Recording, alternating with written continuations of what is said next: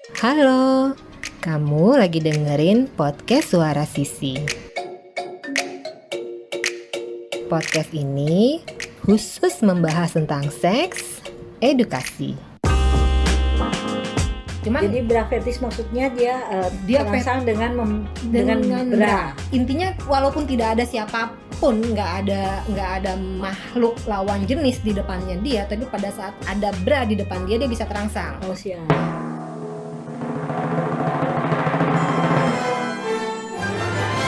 Hai sis. Hai sis. Oke, selamat datang kembali di Suara Sisi. Kita mau ngomongin apa sih hari ini? Yang lagi rame kayaknya sis. Apa tuh? Itu loh yang mahasiswa di Surabaya yang fetis. Ini kita mau bahas fetis nih jadinya ya. Kalau kata Wikipedia nih ya, ceritanya kan serius nih. Dia bilang nih menunjukkan dorongan seksual kepada benda-benda milik jenis kelamin yang berlawanan. Jadi katanya sih itu menimbulkan kenikmatan seksual. Gue juga gak ngerti gimana ceritanya. Dan gue serius gak kebayang kayak kasus anak Surabaya itu.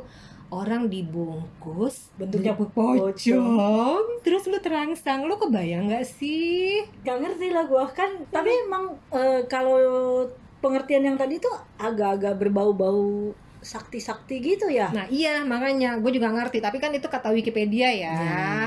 Ya, yang biasanya orang kan mengacunya ke sana. Tapi terus ada satu lagi seksolog. Seksolog namanya Zoya Amirin. Dia bilang, fetis adalah perilaku seksual menyimpang di mana seseorang terangsang pada bagian tubuh atau benda-benda non-seksual. Jadi, kalau bagian tubuh seksual lu tahu dong apa? Payudara, alat kelamin tuh yang seksual. Nah, kalau non-seksual berarti kan di luar itu kan.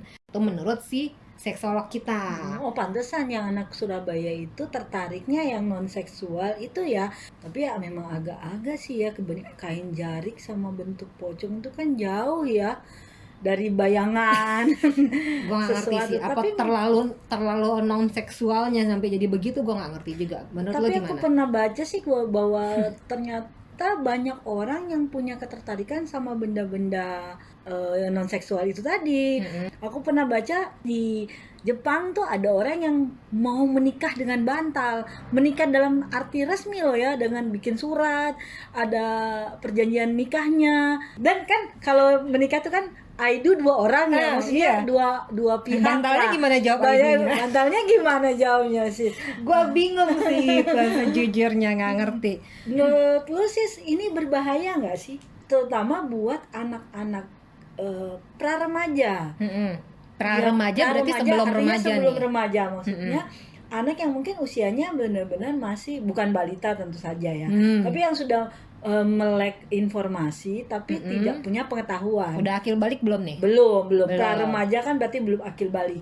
Tapi kan mereka sudah terpapar dengan berbagai informasi. Apalagi kemarin pelaku di Surabaya ini sangat gencar, sempat jadi tren ya di berbagai media sosial. Pasti anak-anak pra-remaja ini yang sudah diizinkan orang tuanya untuk menggunakan media sosial pasti membaca dong, dan mereka tentu akan mencari tahu apa sih fetis itu, dan bisa jadi bahkan itu menjadi sebuah pengetahuan baru. Bahaya nggak menurut lu sis?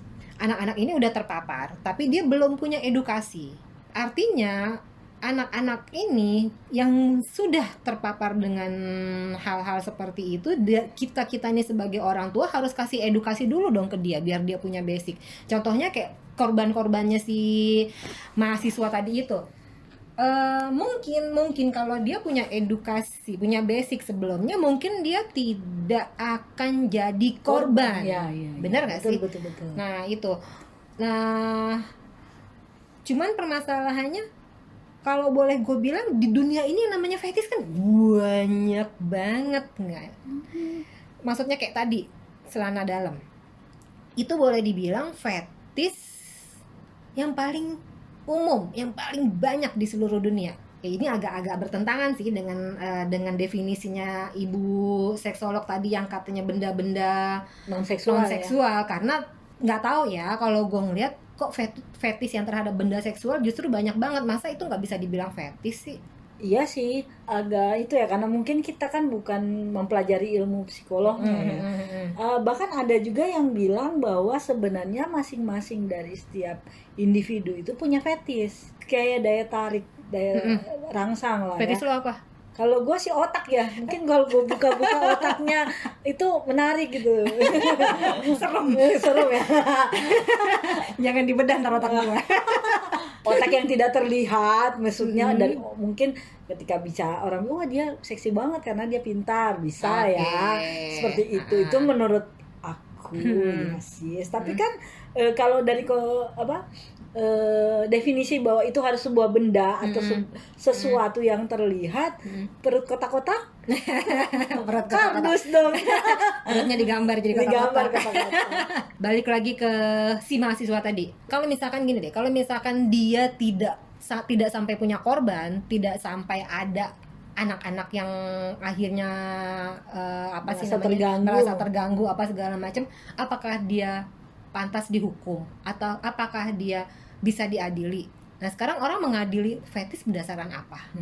Gue nggak kebayang. Dan kayaknya yang aku baca juga belum ada undang-undang untuk kasus seperti ini gitu. Karena kan ini fantasi ya, fantasi yang kemudian karena dia terapkan kepada orang lain dan orang lain itu merasa terganggu, akhirnya dia menjadi delik aduan. Tapi dengan hukum apa ya belum paham saya sih, bahkan seperti apa dia.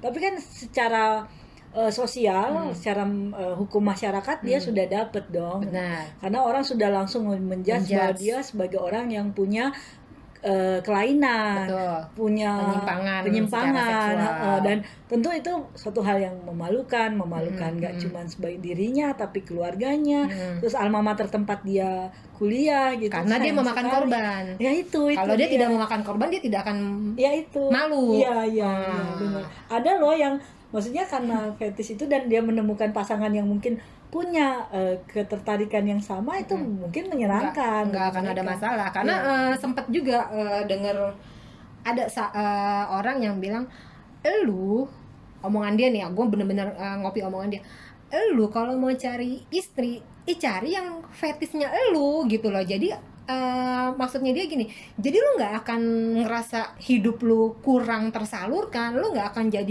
ngegangguin orang gitu, karena udah ini gitu, udah tercukupi apa yang lu butuhkan gitu loh. Jadi kita tidak menganggap ini penyimpangan ya. Jadi misalkan fetisnya anggap deh sama payudara misalnya nih, ya lu cari pasangan yang memang payudaranya sesuai yang lu harapkan mau ya. Jangan lu ntar udah punya pasangan tapi masih mata lu ke orang lain gitu kan. Kalau kayak gitu harusnya nggak ganggu ya. Tapi kan itu yang maksudnya fetish yang seksual.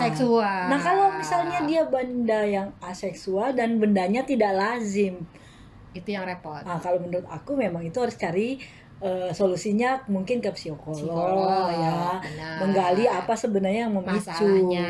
Nah menurut lo apa penyebabnya? Gua tanya. Kalau menurut aku mungkin penyebabnya kembali ke tadi yang sis bilang bahwa harusnya kembali dari keluarga. Bagaimana ketika awal orang tua itu mendidik anaknya tentang fungsi-fungsi seksual dulu mungkin, bahwa ini laki-laki, ini perempuan, itu apa yang membedakan dan apa yang harusnya mereka dapatkan, maksudnya mereka pelajari dari fungsi seksual mereka itu kan, anak-anak itu, sehingga ketika mereka makin lama makin besar, mereka akan tahu bahwa ini yang boleh dilakukan, ini yang tidak boleh dilakukan pada dirinya maupun pada orang lain. Balik lagi tadi, biasanya laki-laki ya yang punya fetis ya. Oke. Nah, perempuan jarang ya. Katanya begitu ya, gue juga nggak tahu sih. Nah katanya laki-laki itu udah terbentuk di dalam masyarakat tidak boleh lemah, tidak boleh menangis. Nah karena seperti itu akhirnya dia mencari kenyamanan untuk menolong dirinya sendiri saat dia merasa cemas, saat dia merasakan sesuatu perasaan-perasaan yang tidak sanggup dia kelola. Nah pada saat dia merasa tidak nyaman itu somehow jadi terbentuk gangguan.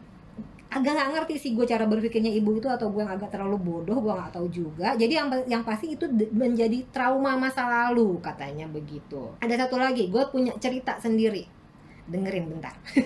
Jadi gini, gue punya temen yang dia bra fetis. Cowok lah udah pasti ya. Gue udah tahu lama bahwa dia bra fetish. Cuman Jadi bra fetish maksudnya dia Dia terangsang dengan dengan bra. bra. Oke. Intinya walaupun tidak ada siapapun, nggak ada makhluk lawan jenis di depannya dia, tapi pada saat ada bra di depan dia bisa terangsang. Oh siap. Sen sekali ya. Gue tanya dong, kenapa? Apa penyebabnya? Dia sebenarnya nggak tahu penyebabnya tadinya awalnya nggak tahu penyebabnya apa, cuman karena gue pancing-pancing, akhirnya dia cerita bahwa zaman dulu masih kecil, sampai sekitar di umur 45 tahun itu dia tinggal di rumah keluarga besar. Nah, di dalam satu keluarga besar itu kan bisa ada anggaplah satu kakek nenek punya anak 5, yang 3 sudah berkeluarga dan mereka tinggal di rumah itu. Jadi kayak orang zaman dulu gitu, gimana sih?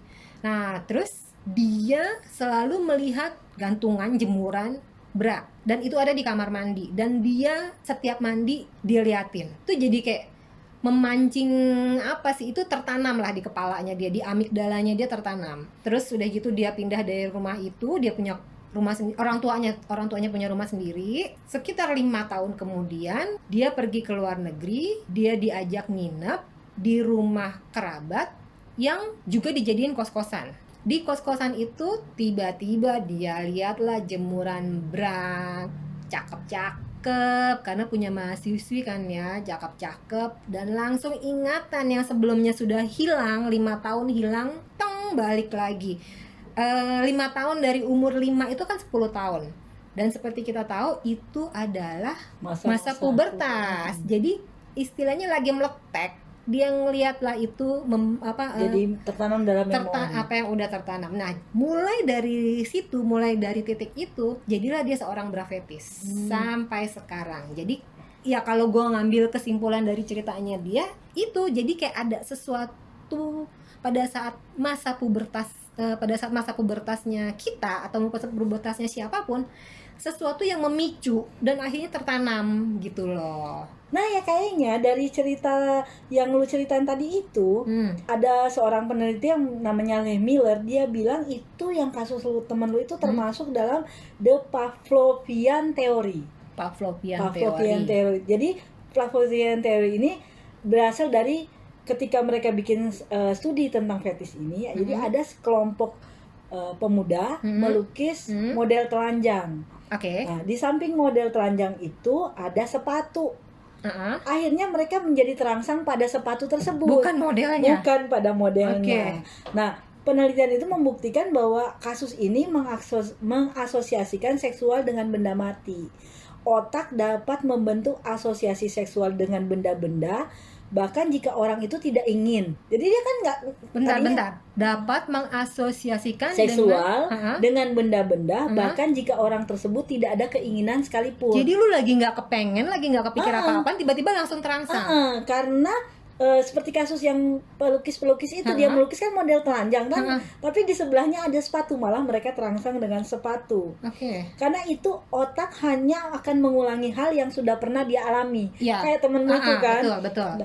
Jadi ada orang yang melukis tapi pernah punya pengalaman dengan sepatu, dia akan terangsang dengan sepatunya, bukan dengan objek yang sebenarnya merangsang hasrat seksual. Artinya sebelumnya mungkin dia punya ingatan tentang sepatu itu yang tertanam tanpa dia sadari. Otak ini yang membuat tertanam sehingga dia kemudian ketika terjadi peristiwa yang sama terulang, dia terangsang. Rumit ya kerja otak kita ya.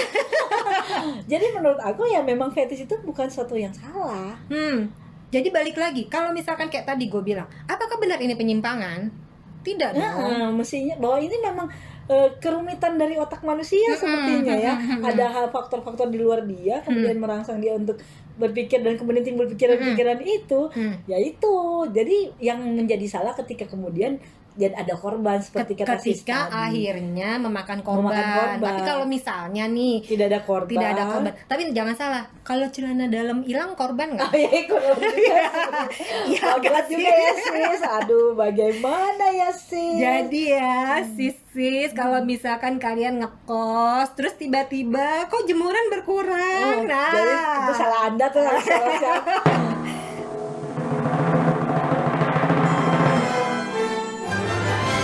Oke, sampai di sini dulu ya obrolan kita mengenai seks edukasi kali ini. Ketemu lagi di Suara Sisi episode berikutnya. Bye.